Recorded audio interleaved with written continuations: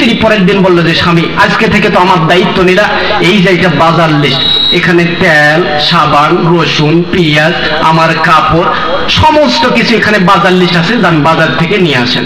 আপনি বললেন যে স্ত্রী দেখো বিবাহ করেছি শুধুমাত্র একদিন কবুল বলে, কবুলের সময় কিন্তু খাতায় এগুলো লেখা ছিল না, একদিন কবুল বললে আদা, রসুন, তেল, পেঁয়াজ, তোমার কাপড়, সাবান সমস্ত কিছু দিতে হবে।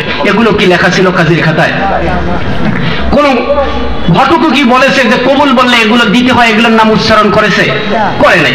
আপনি বললেন যে পারবো না, একবার কবুল বলেছি দায়িত্ব পালন করতে পারবো না।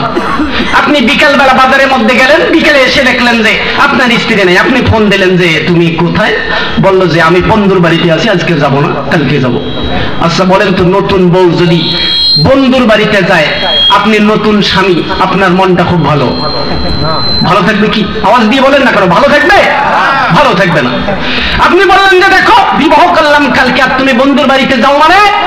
স্ত্রী বলল যে দেখো কবুলের সময় কিন্তু এটা বলা ছিল না, শুধু সারা জীবন তোমার বাড়িতেই থাকতে হবে, আমি বন্ধুর বাড়ি যেতে পারবো না। এটা কি কাজীর খাতায় লেখা ছিল? কেউ কি বলেছে বন্ধুর বাড়িতে যেতে পারবে না?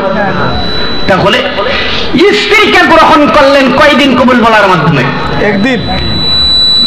স্ত্রী একদিন কবুল বলার মাধ্যমে স্ত্রীর দায়িত্ব সমস্ত কিছু আপনার। স্ত্রী কবুল বলার মাধ্যমে সমস্ত দায়িত্বগুলো স্ত্রী নিয়েছে আপনার। কিন্তু যদি স্ত্রী বিয়ের পর স্ত্রী যদি স্বামীর কথা না শোনে, স্বামী যদি স্ত্রীর কথা না শোনে, তাহলে ওই সংসার টেকার সম্ভাবনা আছে কি? তাহলে তারা কবুল বলেছে কয়দিন? একদিন কবুল বলে যদি স্ত্রীর দায়িত্ব পালন না করে, স্ত্রী যদি স্বামীর দায়িত্ব পালন না করে, সংসার যেমনি ভাবে টিকবে না, ঠিক তেমনি ভাবে ইসলামের মধ্যে যখন কালিমা গ্রহণ করলেন, কালিমা গ্রহণ করার পরে যদি কালিমার দায়িত্ব পালন করতে না পারেন, তাহলে আপনি ইসলামের মধ্যে টিকতে পারবেন না। আওয়াজ দিয়ে কথা বলেন, ঠিক না বেঠিক?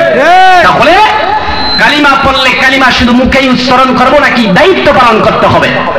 দায়িত্ব পালন ছাড়া আপনি ইসলামের মধ্যে টিকতে পারবেন না।